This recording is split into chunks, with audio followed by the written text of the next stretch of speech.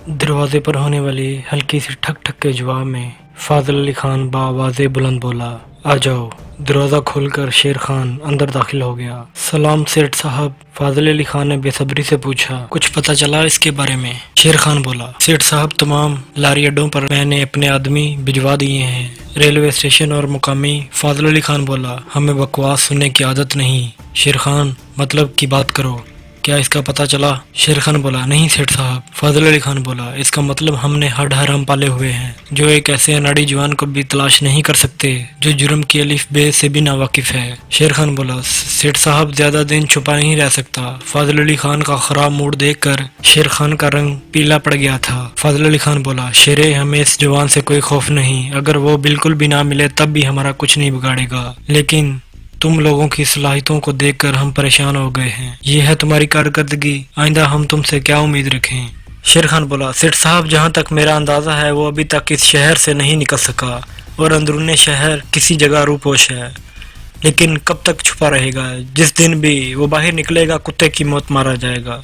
फाजिल अली खान बोला, इसके जाने वाले तो होंगे, इनके घरों को खंगाल लेना था। शेर खान बोला, इसके जानने वाले तो बस इसके पड़ोसी वगैरह थे और इसके मोहल्ले में मैंने 2 बंदे भिजवाए थे, दोनों ही ने काम वापस आए हैं। अलबत्ता इसका एक दोस्त था जिसके साथ वो स्टील मिल में काम करता था, इस पर नजर रखने के लिए एक पक्का बंदा तैनात कर दिया है। फाजिल अली खान बोला, नजर रखने को छोड़ो जनाब, इसे उठा कर ले आओ, ये जासूसी वगैरह एजेंसियों के साथ बली लगती है, हम सीधे साधे लोग हैं, इस अटकल पिच्चू में नहीं पड़ना चाहते। शेर खान बोला, ठीक है सेठ साहब, आज ही उठवा लेता हूँ। फाजिल खान बोला, और तुझे थानेदार के बारे में कहा था, पता करना है कहीं कैदी को फरार कराने में इसकी मिली भगत तो नहीं थी। शेर खान बोला, इस बारे में मैंने मालूम कर लिया सेठ साहब, इसे भगाने में थानेदार का हाथ नहीं है, अलबत्ता जिस दिन वो भगा था इस दिन और इससे एक दिन पहले कोई सलीमुल हसन नामी शख्स इससे मिलने आया था और थानेदार दोनों दफा सलीमुल हसन को कैदी से मिलने की इजाजत दे दी थी। फाजिल अली खान ने जहन पर जोर दिया, सलीमुल हसन,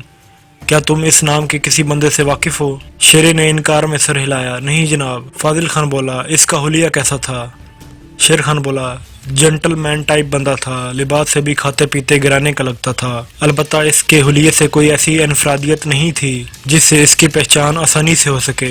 आंखों पर ऐनक लगाता था और ये भी कोई मुनफरिद चीज नहीं है, आजकल तो लोगों ने यूं भी ऐनक को फैशन के तौर पर अपनाया हुआ है। फाजिल खान बोला, ये मालूमात तुम्हें किससे मिली हैं? शेर खान बोला, मंजूर हुसैन, वो हमारा पक्का आदमी है। फाजिल खान बोला, थानेदार के बारे में क्या ख्याल है, क्या वो सलीमुल हसन नामी शख्स से वाकिफ है? शेर खान बोला, नहीं सेठ साहब। शेर खान का जवाब नफी में था, वो खुद दर पर्दा इस सलीमुल हसन की तलाश में है। फाजिल खान बोला, ठीक है, तुम जाओ और इसके साथी को जरा अपने अंदाज में मिल लो, शायद इसके बारे में कोई इल्म रखता हो। शेर खान बोला, इसे आपसे मिलाने के लिए लाना है? फाजिल खान ने कहा, नहीं, हम इतने फारिग नहीं हैं हर ऐरे गहरे से मिलते रहे, तुम खुद किस मर्ज की दुआ हो, पकड़ो इसे, पूछो, अगर नहीं बताता तो फेंटी लगाओ, वैसे भी कभी कभार एक आधे बंदे को फेंटी लगा दिया करो, और इस तरह एक तो हमारा रोब बना रहता है, दूसरा लोगों को हमारी पहचान हो जाती है, वरना तो लोग हमसे डरना छोड़ देंगे। शेर खान बोला, ठीक है सेठ साहब।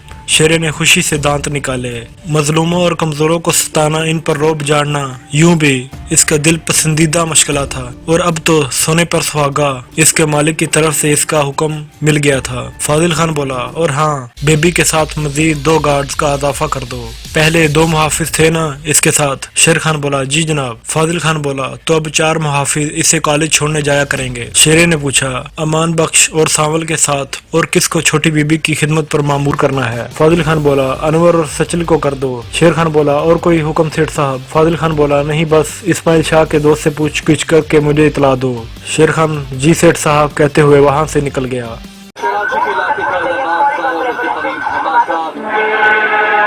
रोशनी के शहर कराची को तारीख करने की साजिशें बेनकाब, भारतीय एजेंसी रो की चालबाजियां मक्कारियां, एक ऐसे नौजवान की दास्तान जिसे हालात ने दहशतगर्द बनने पर मजबूर किया। लेकिन आगे बढ़ने से पहले आपसे गुजारिश है कि चैनल को सब्सक्राइब कीजिए और वीडियो को लाइक कर दीजिए ताकि आपको ऐसी मालूमाती वीडियोस मिलती रहें। पुराने कपड़े, फटे हुए जूते और इसरत ज़दा चेहरा लिए सब्जी का ठेला धकेलता हुआ जवान हुलिये से सब्जी बेचने से ज़्यादा भीख मांगने वाला दिखाई दे रहा था। इस तासुर में बड़ा हाथ इसके कपड़ों के बुसीदापन से ज़्यादा मैलेपन में था। अलबत्ता ठेले में रखी हुई सब्जियां खूब ताज़ा थी आहिस्ता कदमों से ठेला धकेलते इसकी बेचैन नजरें चारों तरफ सरगर्दा थी। देखने वालों को ये नजरें बाज़ाहिर किसी मुमकिन गाहक की तलाश में सरगर्दा लगती, लेकिन कोई क्याफाशनास आसानी से ये बता सकता था कि इन नजरों के बारे में देखने वालों का ये गुमान गलत था और इसकी बड़ी वजह गाहकों के साथ इसका बेदार रवैया था। एक दरख्त के साए में ठेला रोक कर वो सस्ताने के लिए बैठ गया था, मगर इसकी बेचैन नजरें इसी तरह सरगर्दा रही। गो इस रोड पर लोगों की आमदोरफ्त जारी थी, मगर सब्जी बेचने के लिए वो रोड बिल्कुल नामौजूद था। इस रोड पर मुख्तलिफ किस्म के सरकारी और गैर सरकारी दफातर बिखरे हुए थे और दरख्त जिसके नीचे इसने अपना ठेला रोका हुआ था बिल्कुल एक सरकारी इमारत के सामने था।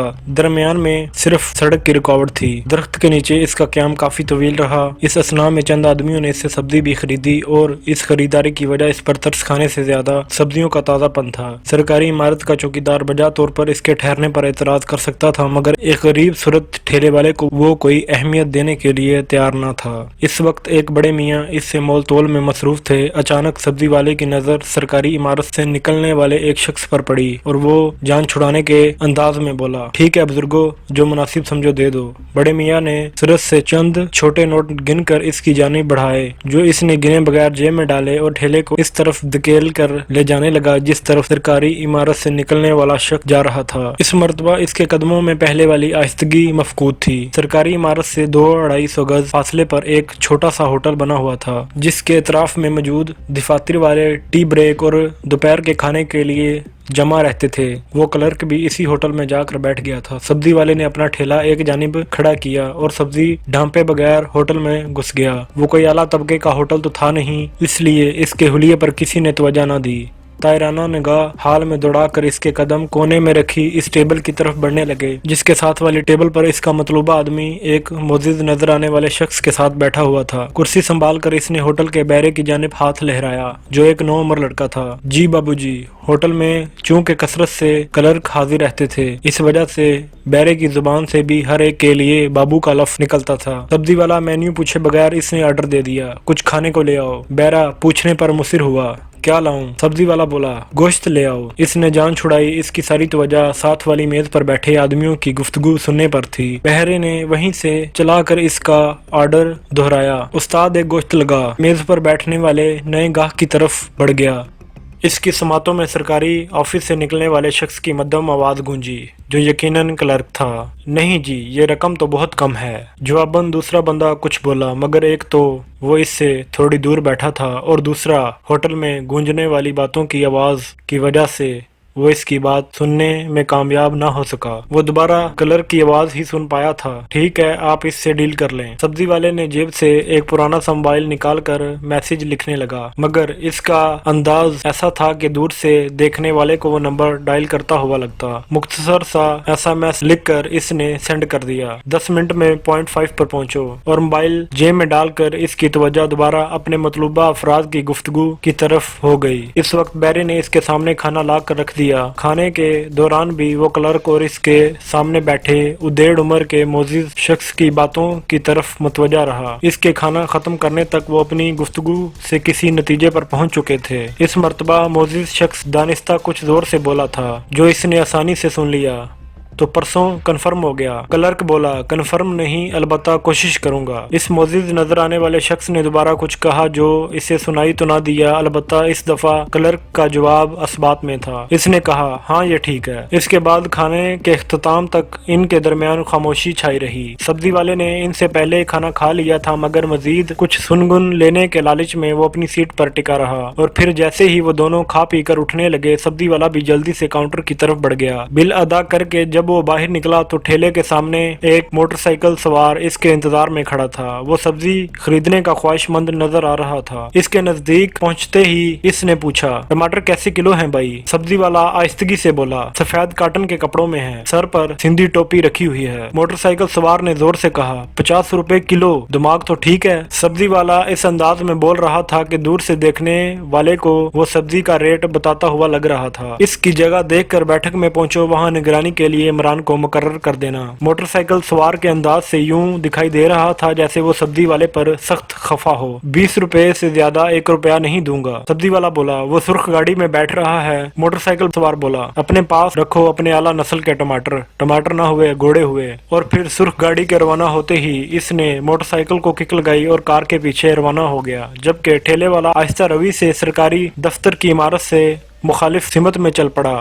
اس کا کام ختم ہو چکا تھا۔